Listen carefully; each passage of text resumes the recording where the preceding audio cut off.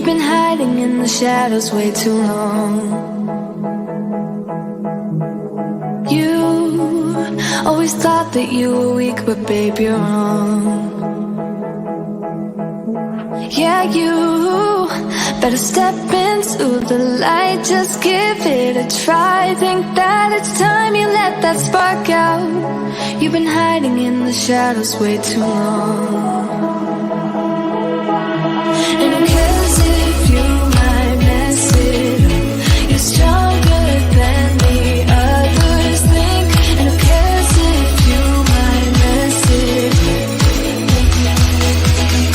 Go ahead and shine, darling, go ahead and shine, my dear. 'Cause who cares if you might mess it up? Just shine. You shouldn't doubt yourself, 'cause you're a work of art. You should know that you are perfect with those flaws. Yeah, you better step into the light, just give it a try. Know that it's time you let that spark out. You've been hiding in the shadows way too long. And because if you might mess it up, you're stronger than the others think. And because if you might mess it up, go ahead and shine, darling, go ahead and shine, my dear. 'Cause who cares if you might mess it up? Just shine, shine, darling, go ahead and shine, my dear. 'Cause who cares if you might mess it up? Just shine.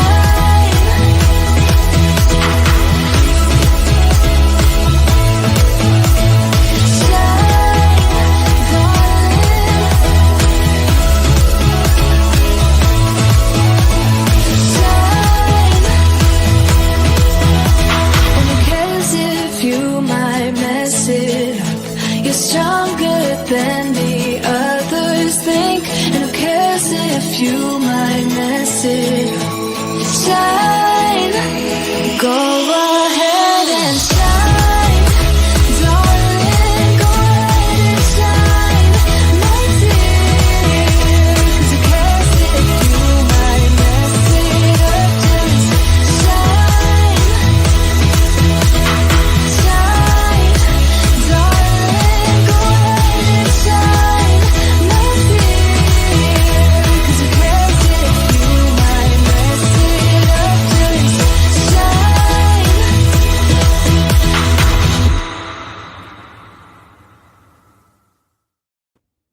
Hello, everyone. Welcome to A Turn of Events, where we put a positive spin on the future of your business. I'm Annette Naif, the CEO and creative director of Naif Productions. We are a strategic wedding and event production company, and we specialize corporate, social, nonprofit, and weddings. I also coach wedding and event planners on how to start their own business. Very exciting. I have a new masterclass, Dreams to Dollars, that is going to start next week. So you want to be sure to get in there.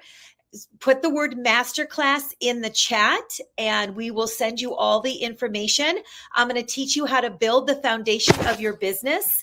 We're going to launch and we're going to do planning and launching.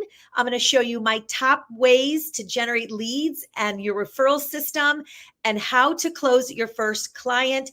You are not going to want to miss that. I'm very excited for also join me in my Facebook group, right? Event Planner Society Facebook group for wedding and event planners. Very good place to be. So we can all collaborate together. I do a lot of teaching in there. And so you'll get all the information for the masterclass as well. Again, put the word masterclass in the chat and we'll send you all the information. Okay. So my next guest is Bree Carroll. She is a military spouse, event strategist, and speaker. She transforms faces and hearts through experience design and purposeful planning. With a background in civil engineering, Bree brings her brilliance of problem solving and strategic thinking to curate transformational experiences with her company, B Carroll Events. And I'm very excited for you to be here. Yes, thank you so much for having me. I can't wait to chat. Of course, of course. And we're going to talk about making your business epic, which, Yes, we all need to do that, right? absolutely. I know. So why don't you tell me a little bit more about you? How did you get into this? How did you go from being an engineer to an event strategist? Yes, Annette, thank you so much for asking. Really, this is what I would call, I started my retirement job early. So as a child, my mom actually was a teacher full-time and a florist. And back then, if you can imagine, planners and that whole career field hadn't really developed, right? The florist did all the things, or the DJ at the time would do all the things as it related to helping couples and people coordinate things. So when I would go work alongside her, I was her little helping hands, right? And I loved to see how she would impact people through floral, how people could come together through events. So I kind of saved that as a child and was like, oh, this is great. I could do this like later on, and it'll always be like something that I wanted to go back to. So I found myself doing civil engineering. That's where my degree was in. Worked for the Air Force for 11 years and enjoyed project management. And I got to a point in the career where I felt overlooked for certain positions and promotions. And I was very curious about how I could just have an outlet to just do something creative, how I can make impact to people's lives. And that's when I had that thought of, well, you kind of do have that retirement job that you said you would circle back to. And I really started, as many do in this field, with it being a hobby, something that I just did on the side. And when I got the opportunity, because my husband and I had worked really hard on getting our personal finances debt free, with the exception of a mortgage, I kind of looked over at Honey and said, hey, how do you feel about me doing this full time now that we kind of have the bandwidth to do so? So I set out to do that, had my start in weddings. And then I transitioned to B2B, where I mostly worked with coaches, speakers, and authors to bring about transformational events. So that's really where it started as a young child, helping mom, and then allowing the career within events to kind of take its own shape and form, and utilizing the experiences that I had from my government job in engineering, and applying that to a skill set and thought leaders really who wanted to have high level events that were thoughtful about the clients and the people that they served. Yeah, I love that. So many great things in there. First of all, thank you for serving. That's amazing. You and your husband. I know your husband. Thank you. Thank you so much. Debt free. We got to shout that out. Yes, exactly. I'm all about that. I listen to a lot of the podcasts on stuff like that. So I love the finance stuff because, when you're running a business, you got to learn how to invest your money, save your money, do all these things with your money. So that's really, really important. And so the same thing happened to me when I started. I've been doing this for over 30 years, but when I started, I was always the girl in school that was the ones that was organizing all the parties and getting everybody on the buses and, all that stuff. And then when I was in my early 20s, I realized that, wow, I can make money doing this, right? So I started with Sebastian, the hair product company, and I worked for them, and we did events all over the world. And, but it was the same event, all over the world, same one. So, I could do it in my sleep. And then later on, so I've had my business for 14. How long have you had your business now? So a total of seven years. Okay, great. Congratulations. Because I feel like when you get kind of to that point is when things are kind of starting to like run, and you can it's not like this big roller coaster. It's always a roller coaster. Always. It's always a roller coaster, but it's not that big roller coaster that you are, trying to figure everything out. So when I first started 14 years ago, I had absolutely no idea how to run the business, pricing, the foundation of the business. How do I talk to the clients? What should my forms look like? Like all the questions that all of my students ask all along the way, which is why I'm doing this masterclass. So Yeah. And so I too was like, I can make money doing this and what I love to do. So it's really a scary place to go from, a 9 to 5, change your life. Yeah. But if you have the right help and you get yourself surrounded by the right people, it's really mindset. A lot of it is mindset and the motivation Yes. to just keep going. You just can't give up, you just got to keep going and not give up. So great stuff. So I want to talk about this strategy piece, right? Yes. So we are the same way. So while we do weddings, we do some weddings, but we Yes. are a strategic event company and where we Love help it. people make money from their events, right? Yes. So why do you think more businesses need to leverage events to hit their goals? Yeah, I think a lot of people who think just business, they miss opportunities to truly engage people. And if you ask just people casually and business owners and corporations, like talk about some of your favorite memories, they can be like, oh, I remember this time, or I was at this thing, or this song was playing, or we ate this thing. Like there are all these tangible elements that make up an event that they will key into, and they miss the opportunity to bring people in where they have the opportunity to create an environment that can create brand loyalty, Right. that can create return on investment, or launch a new product, or just go a little deeper with the brand and invite people into it, or even share some of the values that the brand has. Like I know a lot of corporations and things, they lean into like whatever giving avenues, or they showcase the diversity of their company in a lot of different ways, and events have the opportunity to do this. Another big reason why I feel like events are something that more businesses need to think about, especially my small businesses, the conversion rates that happen in the room. So oftentimes you'll look at different marketing strategies. Like, yes, you can sell via email campaigns. Yes, you can sell via ads. But one of the things that I find that are really special is the conversion rates that happen within the room. And it is amazing to see 30 to 50%. And if you're really good at sales, even higher percentages of conversion rates that happen in the room. It's a huge opportunity when it comes to sales, especially for those who I've been working with that have like coaching programs, product-based businesses as well. Because again, most of the time these people are coming in the room, they have a need, you're speaking their language, and now they're ready for you to tell them what's the next step, right? Card in hand, cash in hand, what is my next step? And those conversion rates infused with like the energy that's happening in the room gives you the opportunity to have those higher conversion rates. So that is a really big reason why I always like to encourage businesses to think about incorporating events and leveraging events as they think about their overall marketing and sales strategy. I love that. And we also do a lot of events around with coaches. Yes. People who are, they have a program and they do a 2 or 3 day event. Generally, get them in people in the room for 3 days.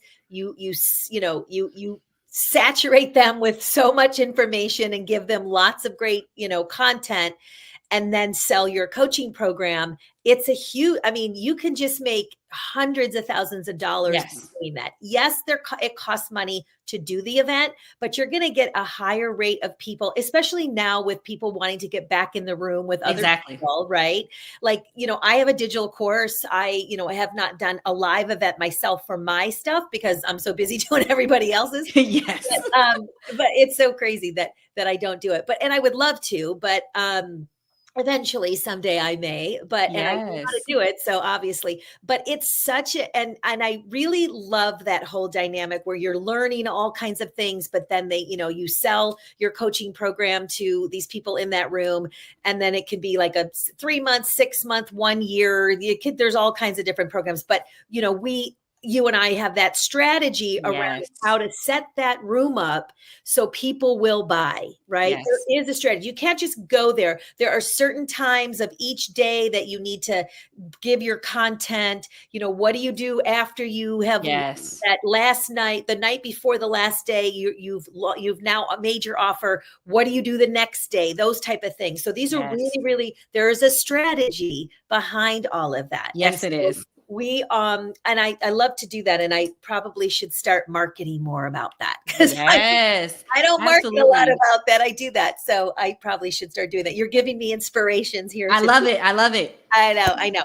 Okay, so what does EPIC mean to you? Yeah, so EPIC is an acronym that I actually came up with as it relates to how we serve for events. And for us, EPIC means experiences with purpose, impact, and community. For us, that is the secret sauce of making your event truly transformational. And just to kind of walk people through that, when I say experiences, the easiest way for me to get people to dial in of like, what's the difference between like an event and experience is really being intentional. And for us, it's incorporating the 5 senses and thinking through how you'll incorporate the 5 senses, the sights, the smells, the touches, the taste. How do we create an atmosphere that aligns with the brand, aligns with the person, and where we're trying to take them, right? Especially if we have a call to action that's coming at the end. Impact. A lot of people are done with the days of like, I'm just going to things just to go to things, right? Yeah. It has to be impactful. It has to be meaningful. And they want to have some type of tangible change or something that happens. So being really keyed in and dialed into what the impact is that your event is going to be making is really huge. So that's experience. Purpose, let me not skip over that.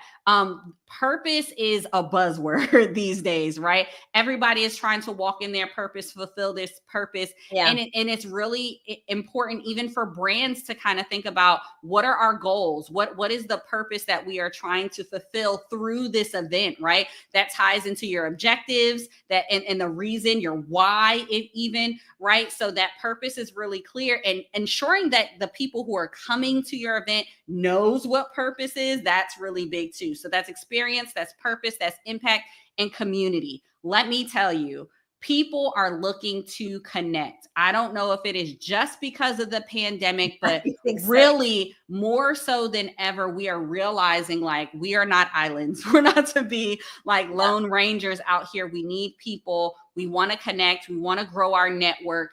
It's a lot fun when you get to go with friends, right? Yeah. So building community within your event, giving people opportunities to engage and connect and meet and carry on relationships even outside of the 4 walls of your event is really huge. And so for me, that ends up being our roadmap for how we're able to just up level an event. It's with experiences, purpose, impact, and community. And then to take it even a step further for those who are listening, it's something that we're really dialing into and speaking of it from a, how can I live my life that way too? What experiences can I lean into? And I love that you talked about having that masterclass and having programs like maybe that's an experience that I need to opt into, right? To grow myself as a professional in this industry, right? What are other experiences? What other rooms do I need to get into to grow personally and professionally? And then dialing in for yourself, what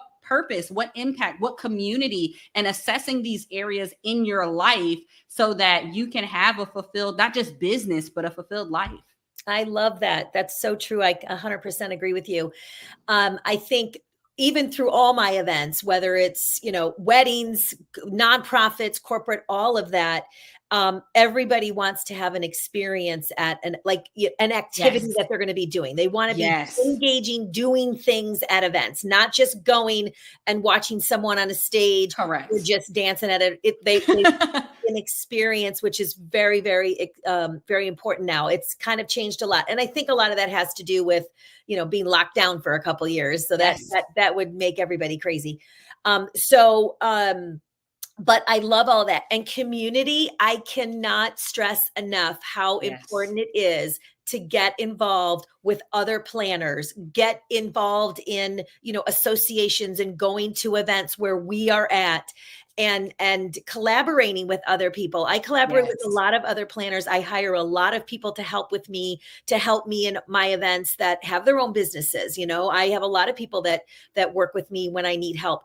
I could not have done my business and been where I'm at today without the collaboration and the support from other planners in this industry. Yeah. And I think a lot of that changed when during COVID, it was very big, right? We were all pulling together, and now everybody's Yes. gotten busy and we kind of can't, stay in touch as much as we used to. But it was a really wonderful thing to see, which is when I started the show, actually, because we were all trying to figure out, what do we do? Yes. Bring everybody on and let's talk about what we're doing and what's everybody doing to try to keep their businesses going. Yeah. Because unfortunately, there were a lot of people who did close down their businesses. But community is everything. And I can't stress that enough. And it's really, when you first start your business, I mean, I don't know where you are with this yourself, but I'm 14 years in and I don't network as much as I used to. When I started, I networked like crazy. Like I went to everything.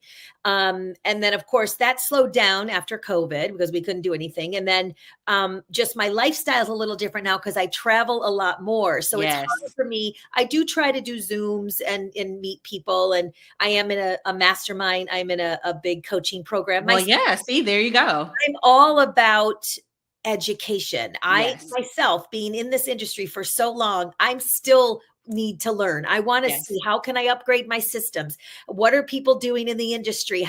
Then I can take that stuff and teach it to the people that I'm coaching. Correct. So I always want to learn that. I think it's really, really important. So I love this whole epic thing that you have with the businesses. So how long did it take you to build an epic business? I would say I'm still building an epic business. I feel like it's never ending. It's never ending. And I love that you shared even your growth and how each season has looked different for you over the 14 years, because when you first started, you had different desires and hopes and objectives for your business than I'm sure you do now. Like your vision has been expanded, right? So with that, there's a constant evolution that happens with us. And even in the industry where people are looking at what is true for me in this season, like what direction do I want to go and what direction do I want to take my business in? And for me, I just kind of give myself the grace and the space to say, you know what, I started off really doing whatever people would pay me for, right? Right. Most people do. That's what started. And then I niched down into weddings and I really found a passion for that. And I love that. And then the pandemic, that's where the shift happened for me, where a lot of my peers who I was in personal development groups and masterminds and things, they were like, hey, can you help me do this business where I want to sell this program? And that's when I stopped doing the weddings and I shifted to B2B. So I would say for anybody who's listening, like, you are the driver, right? Thinking about your team and what is best for them. But if you have a vision, you have to be true to yourself in whatever season you are. And that may look like raising your prices so that you have fewer clientele, right? Exactly. Maybe as opposed to being in all of these different places, or you may be more agency modeled where you're like, okay, I can bring in more team members and we can keep the volume, right? But it's a less impact for me. I think it's to each his own, right? There isn't just one shoe that fits, or, we'd all look like cookie cutter.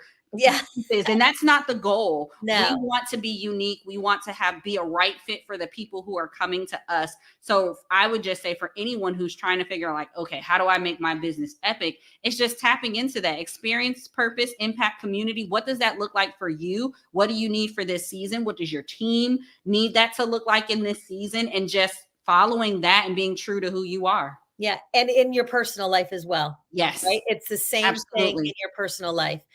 And you talked about raising your prices and all of that. So it just, I teach the basics, right? Like the getting started, how do I price, and boom. So I teach all of that. So, but if everyone is saying yes so quickly to all of your, you got all these clients coming in, and they will come in, A if red you're flag. Yeah. marketing and you're visible, they're going to come in. You're networking, you're talking to everybody. You got to tell everybody about what you're doing. That's when you raise your prices. It's scary to do that, but it's really important. And I've gotten to the point now after all these years, I'm getting up to my retirement years, because it's been a long time. Yes. But, I don't want to do 30 events a year. I want to do, 5 or 6, maybe 8, I don't want to do a whole bunch of events. That's why the coaching program's out there, and I'm trying to build that. And then that's a whole other business in itself. Right. And that's beautiful, because it's needed. And I think for anybody, y'all, let's lean in for a second. When we have the opportunity to learn from someone who's been there and done that, and has seen the evolution of the industry, and kind of can look ahead, that is so valuable. And I can remember starting off, that's what I had to lean on. I invested in the programs. I invested in the coaching, because it really helped set myself up for success. Sure, did I still bump my head and make some mistakes around the way? Yeah. Yes, you're going to, but it's so much different when you can have somebody to come back to, when you have built in this community for yourself, for your business. It makes a huge difference how you show up in your business, and how you're able to kind of walk this thing out, knowing that you have the insight from someone who's been there and done that. Well, what it changes is your confidence. Yes, and confidence 100% is everything. If 100%. you get on a call with a client and you're like, well, I have this thing and it's fine. No. You're going to go, okay, this girl can't run my events, right? So you have to be confident in what your abilities, what your services are, what your pricing is, all of that. And so when you are learning, the same thing happened with me. I finally found someone to coach me a little bit. When I first started, I was in tears. The first year I was trying to I would, go to these very high-end planners, because that's where I was going. I mean, I had experience 20 some years already doing events. I just needed to learn how to put the business together. Right. Exactly. And so two different things, guys. Can you please let's note what she just said. Those are two different things. You can be great as a planner, but knowing the business side, listen, that's can something get in else. a lot of trouble. You can get in a lot of trouble financially. And that's the thing. You don't have to have a lot of money to start your business. I want you to be smart about it, which is what we teach.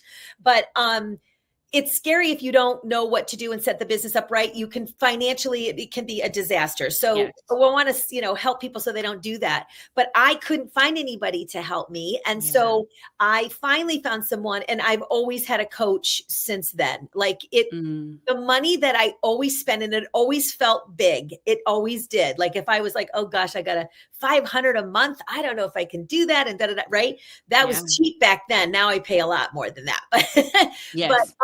But it, you level up as you start to grow.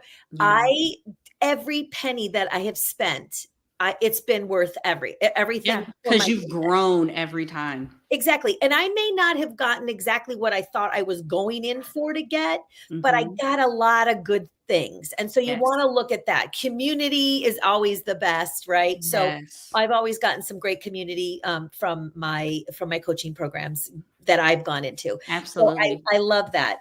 Okay. So what strategies of mindset, and I am all about mindset. Mindset's crazy here. So what strategies or mindset shifts have you found most effective in transforming businesses to epic ones? Yeah. So I think the biggest mindset shift is people limit themselves. They always can't see the possibility that is there for themselves and often for their businesses. And I think until we can sit in a place and we can actually lean in and say, I might be insecure in this area. You talked about the planner who may be just starting off and they're kind of whispering and they're fidgeting their paper and they're not sure. That's a confidence thing. But why is that confident? Where is that disconnect coming from? Is it truly because you just don't have the reps in and the practice doing it? Well, that's something you could plan on doing with calls with your biz bestie, right? You can practice that, but is there something deeper there? Do you have a limiting belief that's blocking you from asking people for the sale? You're having every other conversation, but you're just not getting straight to the point and asking, Are you ready to commit? Can you sign this document by X date? And I think it's when you can start uncovering these mindset shifts, that's when you'll start to show up more confidently in your business. That's when you'll start to be more intentional about making your business an epic one, because you'll start thinking about like, hey, I have this limiting belief in this area. What experience do I maybe need to have to fill that gap? Or maybe it's purpose. Do I feel like I'm doing purpose work? For me, weddings for a season felt very purposeful. And then I was like, what's happened? Like, I don't feel like this is where I'm supposed to be anymore. I want to make a different kind of impact. And I think as you're able to continue to assess that, and you can go back to like, what are my limiting beliefs around shifting my business in this way? What are my limiting beliefs around getting a coach in this area? What are my limiting beliefs about bringing on a team member to do the thing that I know I don't want to do anyway? Like, what is keeping me from doing these things? And it's when you're able to address the mindset that is happening behind the action that is or isn't happening, that's when you're truly able to step into an epic business. I love that. That's so amazing. In one of my previous coaching sessions with one of my students, fear came up, right? Yes. So, and I didn't know this because she doesn't come across like that at all, right? She's full 100% in. She's doing all the homework. She's putting her business together. She's excited about it. And then one of our sessions came up and she said, I'm really scared. I'm having all this fear. And so I said, okay, let's stop learning the basics here. Let's stop talking about and let's just talk about that. So that's good coaching right there. Everybody is going to have that. I still have that after all the years. Every change I make, every person I hire, every person I get rid of, like that doesn't fit anymore or moves on. And there's always fears of all kinds of things that are going to happen. It's part of having a business, but having that support is really, really important. And you just got to keep going. I learned that the way I got through the fears is to get on the other side of it, just fight through. Like, for example, being on video. A lot and are afraid to be on video. And I started this show and I was like, oh my God, I don't even know what I'm going to do. I didn't do it by myself at first because I didn't know if I was going to say the right things, or you're going to look funny, or someone going to judge you, all that stuff that comes along. And so I thought, well, I can interview because I can talk to anybody. So I started that way. And that's how I got comfortable. And I remember even the first few months of doing it, I was so nervous.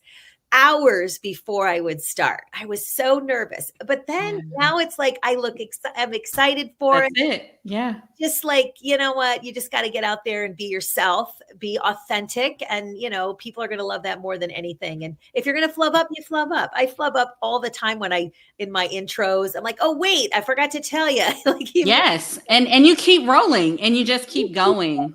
You listen, it doesn't matter. We're not on, national TV here. So it really doesn't matter, but you do want to be authentic, and you are going to have the fear. You're going to have the fear. You're going to have the fear all along your business. Absolutely. And you just got to fight through it and keep going and not give up. That's the biggest thing, is not give up. Right. Exactly. Okay. So can you share a challenge faced when transitioning to an epic business and how you overcame it? A challenge that is faced. I always like to say we always get in our own ways. Like 9 times out of 10, when you're transitioning or you're trying to up level your business, you tend to get in your own way. I know I was the bottleneck for myself in a lot of different ways. As a planner, I always, or at one point in time, I would always just like, oh yeah, I know what to do. It's up here. And it's like, friend, that's not a process that other people can follow, that other people can do. Are you laying out your systems? Are you documenting your processes? Oftentimes we can get in our own way and we can be the bottleneck in our businesses. And sometimes it takes having a coach or someone else to reflect back to us to say, you know what, you're great and you can do this better. Like, get out of your own way so that you can do it better. So I often times the first thing that comes to mind is us getting in our own ways, and then figuring out or having someone tell us to get out of our own ways. It really will help you grow, and it'll help you to see even more potential in your business. Are you an all-in type of entrepreneur? I like to say that I am, but honestly, I feel like in this season, family really means a lot to me. Like there's one thing in this season that I've really noted, and it's like I love what I get to do, but not at the expense of why I do it. And I Yes. think that is the distinction that I have in this season, which is why what my business looks like 5 years from now, 2 years from now will be very different than how it looked a year ago. And Yeah. it's because I have that conviction of like, I do this business so that I can be there for my kids' recitals and fun things, right? I do this so that I can go on vacation. And I think oftentimes we get bottlenecked in just focusing on the business and making the business be the fulfilling thing, that Right. we disconnect from the fact that there's a whole reality happening Yes. outside of our business. Yes. So I think as much as I'd like to say I'm an all-in entrepreneur, I also feel like I'm more so all into the vision and the commitment that I have to my family more than any business. Yeah. And you need to understand that about yourself, right? Yeah. I think that's important as well. And I was like weekends, I was working like crazy, when I first started. And you work a You do lot at when you first. first start, Absolutely. Yeah. but now I have the ability. And what's great is I can, I'm half the year in Florida and half the year in New York. So Nice. I've gotten that lifestyle now, which is really, really special. And, you can always jump on a plane anywhere. My team is all over the country, so it doesn't really Exactly. matter. We're not I do miss having an office where we're all together. Mm, I do have colleagues that do that and have that, and I kind of miss yes. that. But they wish they had half the year Oh, somewhere yeah. and half the year the other, right? So Absolutely. yeah, fortunately, you kind of can't have it all, it seems like, but I try to. So, so what are your tips on boundaries? I think this is like such a big thing especially when someone's starting a business, but also, you're in the business and you kind of forget sometimes. So Yeah. boundaries, how do you feel about that? So first, let's talk about the B word of Yeah. boundaries. I think oftentimes people think boundaries are just for other people, and that's a complete misconception. Boundaries are for you, and they're to protect you and your team. And what the reason why I want to slow down and talk about that is because oftentimes you may have a boundary, for example, is even your office hours. When can people call and contact you? Yep, it's on your website. Yes, it might be in your email signature, but if you are not the person upholding that boundary, if you are Yep. still answering that phone, if you're still responding to emails even outside of that time, you are now training people to push that boundary and you're not holding your own line. You have to set the boundary and you have to enforce the boundary. And I think oftentimes we just expect other people to know our boundaries that we haven't communicated, Yeah. or to just adhere to a boundary that we ourselves are not following. So it's very important. And I mean, your office hours are like, that's the easiest form of boundaries. But what about how people communicate to you, right? Because I've had a couple of clients that they were in their emotions and they thought wrong that they could just talk and communicate anyway just because they were in an emotional state. Right. Unfortunately, you're unable to talk to me that way, and I have to hold the boundary of professionalism in a time frame and ask them to call when they're able to communicate more effectively and in a respectful manner. So I think that's just two examples of boundaries that you may have to set, but also think about personal boundaries that you might need to have to kind of protect you. And like I said, your family time, right? I have littles right now, and they're 9, 7, and 5. Oh boy. And oftentimes they'll see me on my phone or on my computer. Like they started imitating, like, oh, mommy's on a meeting. She's always on a meeting. She's always on a call. And I had to think about that and say, hey, how do I create a boundary here where I can really separate time to where when I'm in office and I'm working with clients and I'm having my meetings, I can be present for that. But when they're here and they're around, I can be present for them. And that's an important boundary. And everybody kind of has to figure out what that looks like. It looks different in every season, because there have been seasons where like I get great work done real early in the morning and real late at night, because if they're present like on their summers off and they're not in school or what have you. Yeah. But like it looks different in each season. So I think it's giving yourself grace and the space to set a boundary, to enforce the boundary, but also use the wisdom to know when you might need a new boundary or that boundary might need to shift a little bit. Yep. And I'm always hesitant about the text messaging because when we're on site, you can text message me all day, all night, day, because you've got me, you've paid for me, you were on site. But during the planning process, and I will, because you always want to make sure that you're documenting everything, So you got to make sure that you're putting it in an email. And so I always say, if they text me, I say, I'm going to move this to email. So, that's huge. I can flag it, because if someone asks me to do something in a text message, it gets lost. It does. Flag all the stuff that I need to do or send to my team or whatever I need to do.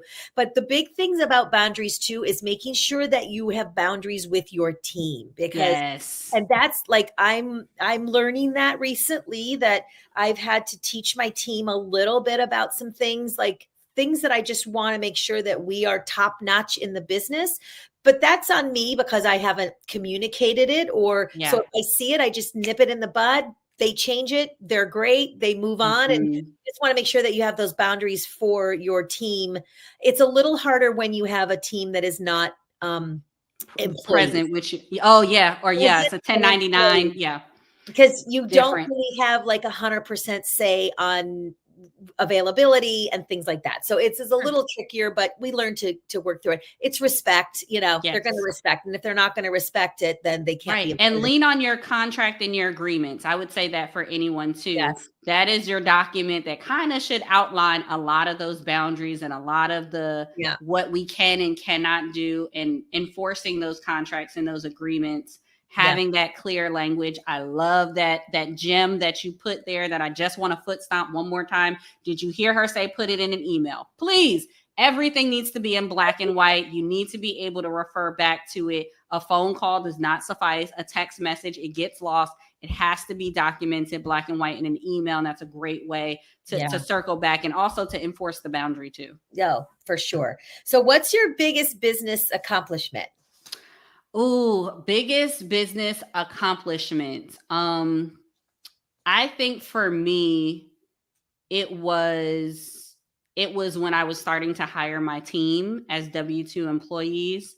That meant a lot to me. Just because I think starting out, maybe being a solopreneur is something that people are just like, yep, I'm confident. I'm happy in this one lane right now. And that's all how we start out. Right. But I think there's something special to be said about having people rely on you and have buy into what you're doing. Yes. And it's just because I'm just a people person, right? I care about having people bought in. You need to be as a planner, by the way. Yeah, absolutely. But I think that was, I mean, I could say we did beautiful events or the international events and all the things. That's nice. And I think what moves my heart more than anything was to be able to, and I'm thinking of a particular individual who wouldn't have been able to get employment in another type of space based off of their personal situation, but they are extremely skilled and they are really great at what they do. And it was just such a blessing for me to be able to be like, yes, like you can join the team and I can help support your family in this way. That means more to me than any Instagrammable picture, any exclusive events, like working with any person. I'm always, every day, I'm always proud of my team because I have a lot of people who help me because I have the business, the events. Yes. And then I have the coaching program, which is I think that's whole different, bigger than my event team. And it's, they're so amazing. Christy, who's on here, and she's helping in the chat. She's been with me a long time now. We love you, Christy. I know. I love her. I love them, all of them. I am, nothing without them. So I love my team and I think they're super important and they're like they're everything. And so I'm always so excited when I'm on a team meeting and there are 6 of them going, and I'm just sitting there watching all of this happen. It's such a proud moment to be able to have that.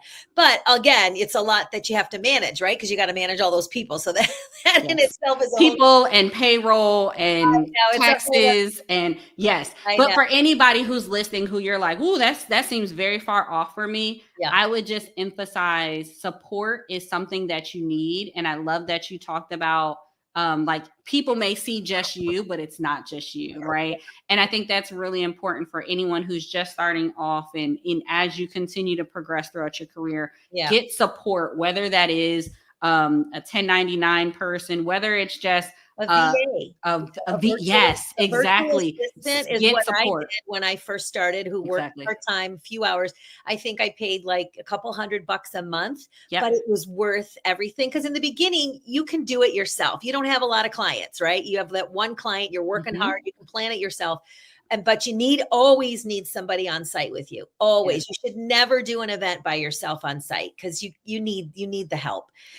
Even if they have volunteers, even if they have a team, you need someone that's part of your team and that's been in the grind of pulling it together. But yes, it's really important. So we're coming down here to the hour. I could talk to you forever. We do this lightning round. So I want to ask you a few questions. Okay. So who is someone who is inspiring you at the moment and why? Who is someone who is inspiring me? I think, and I know I talked about her earlier, but I think my mom is really inspiring me in this season. And I think it's just because as you grow and you mature, you get a different glimpse of people and a different perception of people throughout life. Like she's always been an amazing person to me, but I think just seeing her level of strength and commitment to our family, how she walks out things like with poise and grace, I'm just kind of leaning in more like, I need to pay more attention to you. Mom, you got it going on over here. And she's just really inspiring me in this season. Yeah. That's so nice. She's going to shed a tear over that one. What's the biggest advice you've ever received? The biggest advice. The best advice. The best advice. I would say the best advice that I received was someone was affirming me and saying everything that I needed was already within me. And I think oftentimes we can face imposter syndrome. We can doubt. We can make up stories of why we can't do something or what we need. Like we need these other things to be better. And the reality is when we sit quietly and we really do some introspection, we can see like everything that we need is already within us. I love that. I love that. What are you most looking forward to this year? I think I'm most looking forward to vacation. There you go. I'm looking forward to vacation. That's good. I think like a lot of us in this industry, I have a healthy appetite for work. I love to be busy and doing things. And in this season, I'm starting to embrace not doing things and creating space and time to make memories and have some fun. So the month of June, I think I'll be off all of June, that's amazing. Which is like, but we have some fun trips. I did that last year. I've taken vacations, but I took a long one and didn't check in. So I set my team up. I said, I'm going unless it's like a major emergency. I had a couple things I needed to, text on, but I was in Italy and I'm going back again this year for a couple weeks with a bunch of people, friends. We're going to go. So and there's an event that I usually do during this time every year, and I'm not going to do it this year because it was the time everybody could go. It's an experience I need to be a part of. And so we're going to take a couple weeks in September. And I love that. So it's a little slower this year. I think a lot of people. It is. It is. I think a lot of our colleagues are probably feeling that too. It's a little bit slower, but I'm embracing that. I'm not going to get crazy about it. Everything happens. Things come in, we're always getting stuff coming in, luckily, but I feel like things happen for a reason. So exactly. So take advantage of the space. If anybody else is feeling it, take advantage. Enjoy the piece of it. So what's your favorite tool that you use in your business? My favorite tool, I would say probably Google Suite system is my favorite tool. I could rattle off a lot because your girl has we like to invest in systems and technology back here. Yes, I think my secondary one would probably be like Timeline Genius because I love them. I love that software. And there's several others that I could name, but I won't. We'll just stick with Google because really, I think especially thinking about people who are just starting off, between that Google suite, having the professional email, being able to use the Google Sheets, utilizing their presentation mode and things. If you're not dabbling in Canva and all this other, like they have a whole back end and their filing systems and things that if you learn how to use that effectively, you could go really far without having to invest in other programs and systems. So I would say that would be my go-to. Yeah, we use it too. I don't go into it too much as far as like using, like I have other things that I do, but right. I love it. It's got my email system on, like all my emails, and it's actually really good, really good. Yeah. So speaking of, starting out, what is one piece of advice you'd give to wedding or event planners who are just starting out? I would say focus on making money first. And creating a track record for yourself. I think one of the biggest mistakes that I made starting out was I cared very much so, probably disproportionately, about looking the part. I needed to have my branding, and then I had to have the website, and I had to have this. Like it had to look a certain way. And then my husband would be like, I mean, do you have clients yet though? Like you have all of the things, but are you making any money yet? But are you making any money? And I've kicked myself for that, but it's something that I want to share because the reality is years later, I realized that there were other people who didn't have websites, who didn't have the beautiful branding, who didn't have all these other things, but they had been working, they had been creating clientele, they'd been failing fast and learning the lessons and shoring up their systems. And that was where the value was. It wasn't in looking the part. It was really in, am I being profitable? Am I refining my skills? Am I up leveling and learning as I go? Right. And that's really the key thing. Yes. Yes. I say that all the time to my students. I said, don't get so wrapped up in your website, even like the name of your business, to be honest. Like we do talk about it. We do go into some ideas. But I've changed my name 5 times. Exactly. Same. That's why I'm like, it doesn't matter. It's NAIF Productions. It's always NAIF Productions. I have now a wedding division, NAIF Weddings, but it's always that. But I started out not knowing, and I picked the silly names. Nobody cares what the name of your business is, right? No. So you could be Mickey Mouse Events and nobody cares. And so I don't like them to get so wrapped up. That's great advice. The one thing that I would say is get help, get seen. Like that's just a really big piece. Even though I coach, I'm not saying it for that reason. I'm saying it because it's such a huge help to have someone like we talked about earlier to hold your hand through the process so you don't make costly mistakes. Absolutely. Right? Absolutely. That is, you don't want to make costly mistakes because obviously we want to make money, right? Yes. So that's really important. I love having you so much. Thank you so much for having me. You're so awesome. We could talk forever. And so tell everybody how they can find you. Yeah. So my favorite place to hang out is typically Instagram. You can find us at B Carroll Events on Instagram. If you've heard me here, slide in our DMs, say hello. I'm going to encourage you to invest in coaching and getting the support that you need for your business. But if you wanted to chat a little bit more about kind of what we do and the journey that we've had, I'd be happy to share with you there too. That's fantastic. Thank you so much. And we put Bree's information in the chat as well. And again, don't forget to, if you're looking to get into the program and check it out, put masterclass in the chat and we'll send you all the information. Get over to our Facebook group, Event Planner Society, where there's lots of planners over there doing the same thing, doing the grind. So we hope to see you there. Thank you so much for joining. We'll talk to you soon. See you. Okay. Thank you, Bree, hon.